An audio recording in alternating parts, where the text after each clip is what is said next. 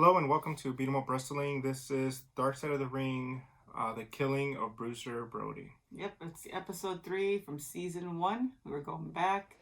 Yeah, this was a sad one. I don't remember Bruiser Brody. Yeah. I know a from lot of people do talk about him, but yeah, definitely. I do remember hearing some, things about him. Also, the person he always wrestled against. I remember him. Abdullah the Butcher. Yeah, I remember him growing up. Yeah, but I mean, yeah, I could understand why I don't remember much of him because it seems like his career was still kind of launching. Yeah, I mean, he was murdered in '88 in Puerto Rico by Jose Gonzalez. And it was covered up by Carlos Colon and his World Wrestling Council. So the episode takes us through Bruiser Brody's life. He was not the same character outside of the ring. He was a caring father and husband. And he was just trying to make a business for himself, and he was going to invest in the Puerto Rico territory. And I guess that didn't go over too well with Colon and Jose Gonzalez, especially since He lost. yeah, Jose Gonzalez was Invader 1, and I guess they were trying to build him up as the next big Puerto Rican superstar. Mm-hmm. And him and Bruiser Brody had a match.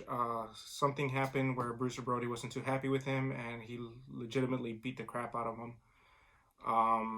Tony Atlas talks about how he looked like a pumpkin when he was beat up. A pumpkin head, yeah. He was just, and he was like, oh man, you got your beat, So after that, he was just mad. It was a hard thing to watch because like the whole time, like Tony's like at the edge of a seat. And everybody knows he's a kind of a passionate guy. He's a sweet guy. He's always been, I've always heard people say really nice things about him. But he just wanted to get into the story of what happened that night. He was there, and also Dutch Mantle was there. Yeah, he was the main witness though too, Tony Atlas. Dutch, if you guys don't know, he was the manager of Jack Swagger. Yeah, Swagger, which is Jake Hager now in AEW. But yeah, Tony saw him go and talk to Gonzalez in another room, which was kind of like with a plexiglass. You can kind of see what's going on, and he just heard this guttural like scream kind of thing, and he comes out and he's like, he was stabbed, and he just had the knife. He had the knife, and he was. At that time, he thought it was over here. Yeah. But he came out, Gonzalez, with the knife, and other people grabbed Gonzalez, getting the knife out of his hand, and Tony was just by his side. Tony was the guy that you see in those like military movies, those moments in life where something happens to somebody tragic, and you're there in those moments to comfort him. Tony and the rest of the guys did not think he wasn't going to pull through. They weren't taking it seriously in Puerto Rico. Being Puerto Rican, hearing all this that happened is pretty disgraceful to see how they treated him. They thought that he was this barbarian guy that what he portrayed on the ring. I mean, at this time, kayfabe was still not broken. No. So they believe that he is this crazy guy that swings chains and stuff. So they don't really. The cops don't know if this is a storyline. They don't know what's going on, and Carlos Colon is not really saying much. No, and they had this whole thing, and then when everything comes back, when Tony leaves him at the hospital and they're finally taking care of him, they get back and they're interviewing everybody, and they sit him down, and it's basically all the other wrestlers from WWC are saying that it was a fan, and it's bullshit, and like he's losing it. He's like losing it. And unfortunately, who finds out that he had passed first was Dutch. Dutch calls the hospital. Wants to know something with how, and then just an update, and he hears passing. At that time, he had told if Brody's wife had called to forward it to his phone number, and he told her at that point that she should be coming down to Puerto Rico, but he still thought it was going to be okay at that point. It was just a lot, and to know who picked him, to know who was there, like it was a lot. The other thing too is that the reason why Tony Atlas wasn't the first one to find out is because when he goes into the hotel, they tell him, like, you need to get out of here. They're looking for you. Apparently, Carlos Colon and Jose Gonzalez were not happy at the fact that Tony Atlas was talking about what happened. He was saying that it wasn't a fan, that it was actually Invader that stabbed them. He slept on the beach, yeah. Tony, because he was so paranoid.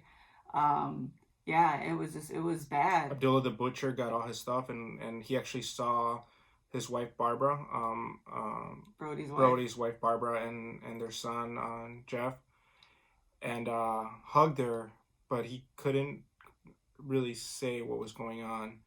He just, I at this point, like, it feels like they were a lot of them were scared for their lives, because even Dutch was a little bit. And at that time, Abdullah he had investment in he owned 5% of the company. Yeah, so like he denies that they ever had a meeting in the hotel. Dutch said they were there. Other wrestlers said they were there. Tony said they were there. It's just sad because like yeah, he had a picture of his son. Brody had a picture of his son. Yeah, he was gonna have Tony draw it. That's how he took out that picture. He was gonna have Tony draw it because for people that know, Tony's an artist, really good artist. Yeah, damn good artist. And he was gonna have his son. He was gonna have Tony draw his son, and that's when Jose called him into the shower room, and that's where he gets murdered. I mean, he tells him to hold on, and he gives him the photo, and the whole time that he never falters from having that photo in his hand. So, at the end, Tony's drawing, a picture to honor him. What's hard is hearing Mick Foley narrate this because he said he wanted to be that character. Yeah, and he is. Cactus Jack was inspired. Yeah, and he is because if you see Brody's character and how they talk about him, like he was just lovable guy, and he would turn on this persona, and that's kind of like Mick Foley. I mean, now that kayfabe is kind of broken, it's not really as much. But back in the day, like knowing how Mick Foley is now, he's a goofy guy, and to know that he was Cactus Jack at one point, it's like he definitely idolized or embodied what he wanted to when he saw Brody, and it was hard. It was hard to see. Brody was huge in Japan. They did a very good gave him send-off a good memorial out there, and it's beautiful. sad because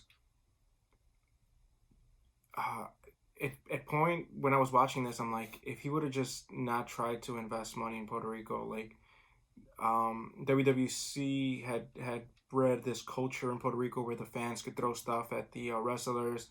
Abdullah was talking about that they would throw pee at them, they would throw rocks at them. Like, it was just not a very safe environment. But for a character of his nature, it was his bread and butter. Yeah, but still, like, and knowing that he was so huge in Japan, if he would have just stood in the Japan circuit and not really tried to buy into the Puerto Rican circuit, he like, you don't want to think about that stuff, but it just sucks. Like, what else would we have gotten from him? I mean, he was 40 at the time he died, but he could have been an iconic person in America too. And it's sad because like the court system failed the hell out of them too. Yeah. What Dutch and Tony got their subpoena for courts, like 2 weeks after the trial it was mailed out already when it was over. It was like, if you can't, and they ruled it self-defense, and Gonzalez became a wrestling trainer, and he still trains to this day. Colon still says there was no cover-up, but the evidence points that there was a cover-up, and money was, I don't think they wanted to bite the hand that fed, and at the time Colon and WWC brought a lot of money to Puerto Rico, so they were like, well, it's just one wrestler. No, but karma has a way of working. Colon never became as big as he wanted to. Those who came from his family never became as big as he wanted to. Carlito did. But but that was that's a drop in a bucket compared to what other superstars has. Primo and Epico became what's it called? Jobbers. Basically. But no, I mean, Colon has a huge wrestling background. A lot of people still talking good about him. Yeah, he was put into the Hall of Fame in Puerto Rico. And in WWE. Yeah, I don't agree with any of that. It's just... He won't be known for what he wants to be known for, especially when you have episodes like this. The good thing about this, Dark Side of the Ring, and what they do with so much finesse, is giving the voice to those who don't have a voice anymore. And that includes, like, Miss Elizabeth and things like that, and Woman, and and just those who you forget. Do not forget them. Don't forget about Brody. And you could separate the art from the person, but at the same time, a man's life was taken, and it was taken for something as stupid as a wrestling match. Like, I'm sorry, I'm gonna say it. I know, like, what's his face isn't like Cornette to say it's stupid wrestling, but it's stupid wrestling, and you killed somebody. When it comes to somebody's life, yeah, you killed somebody over a match, over your pride, I mean, he felt that he was invading his territory. Yeah, I get it. He felt that once Brody bought into it, that they were going to get rid of him, and again, ego could. It just sucks that he never paid for his crime. Yeah. And now we have Invader 4. Yeah, we have Invader 4, but it's nice to know that a lot of wrestlers still will not go there in honor of him and what had happened. So that's nice to know that after that happened, people did decide not to stand with the organization. So there's some camaraderie with that. And yeah, it's sad to hear his son not really get to know. Yeah, his son looks so hurt still. And yeah. And yeah, I mean, it sucks. Definitely, yeah. There's not really much that I can say. So if you want to go ahead. No, yeah, we could just wrap it up. Definitely check out the highlights of this episode of Brody's wrestling. One of my favorite parts is this with the wife when he said when she dropped him off at the airport, he would be like husband Brody inside the car, and then he would put his hair back, and he just became something else. Yeah. And just that gives me goosebumps, because it's when somebody's good at their craft and good at their character and they can embody something, make you believe in that. It's just it's one of those cool things where he was a genuinely good guy, and that's what you have to remember. He was a genuinely good guy. He was a good wrestler, and he took care of people. And I mean, hey, it's kind of like Matt Hardy. He switches from one shirt to another, and becomes a different character. But it's somebody that loves the art and was deep into what he believed in, and I mean, it was. In one of the interviews, he talks about he wishes he would have gotten into wrestling way earlier, because he had done American football for a while. Yeah. Before he became a professional wrestler, and he says he wished he would have just gone into professional wrestling. So you could tell that he loved this. Yeah, that was definitely something. I'm still at a loss of words, because this episode was so heartbreaking. Yeah, it's one of those things where it's it's wrestling, and so you think about the biggest pay-per-views, SummerSlam, WrestleMania, Money in the Bank. You think of things like that, Bash at the Beach, and then you hear this dark side, which is what the name of the show is, and it gets you to know that there's so much drugs and abuse and heartache and loss, and it's like everything else, money. And everything else, money. Yeah. So our thoughts go out to you, Brody's family. But yeah, definitely. I'm glad that your memory and your persona lives on through some of the wrestlers that come through now. And you made way for a lot of different types of wrestling style. And you were at the forefront of something that we wish we could have saw more of. So, yep. So we'll definitely look for some of his matches and try to highlight some of this stuff. Yeah. Even though they're going to be rough ones, man. Those bloody ones. Woo. All right. So take care, guys.